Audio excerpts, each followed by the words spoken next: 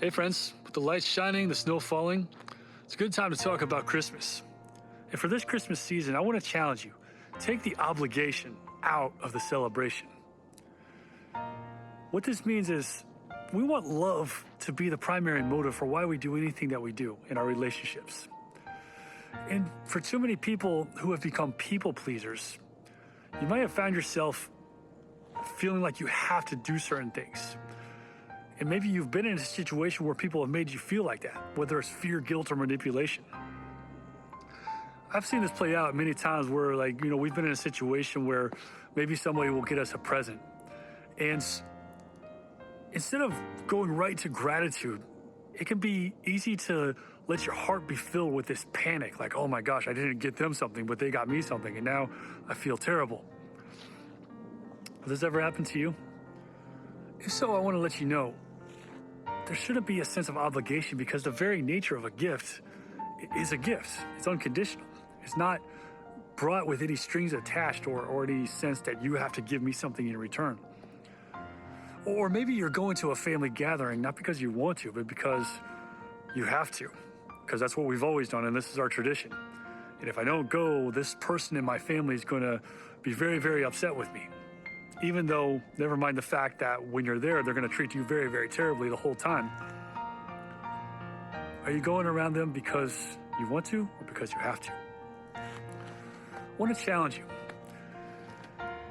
Take the obligation out of the celebration. For some people, it means simply this: giving yourself permission to receive without feeling like obligated that you have to give back. Give in other ways. Give somebody without feeling like they have to give back to you. In some cases, if your family is toxic or even abusive, it might mean setting certain very hard boundaries about how you're going to be treated. And if those boundaries are honored, being willing to say that you're not coming over. One simple question I want to challenge you to ask: if you took other people's expectations out of the equation, what would you do? Would you go to the gathering? Would you buy the gift? Would you celebrate in this particular way? I want to also challenge you, if you find yourself being a people pleaser and obligation is one of your primary motivations, it might be time to take some deep looks into why that is the case. You might find yourself needing to do some work based on your history. Do you have a history of trauma in your family, abuse, neglect, any of that sort? Did you ever find yourself feeling like it was your responsibility for everybody else's emotions in the house, and you felt like you had to act a certain way so that you could keep the peace? It's a very, very hard environment for a child to grow in, and some people never overcome that. But taking the obligation out of the celebration reminds us of what John says when he talks about the Word becoming flesh.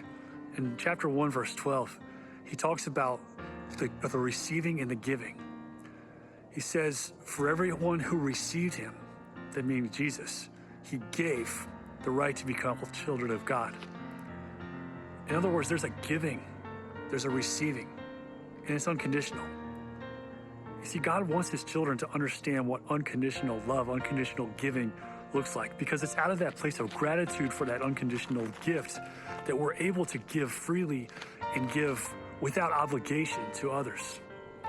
And if you haven't experienced this unconditional love, I invite you to understand and to know the God who so loved the world that he gave his only son.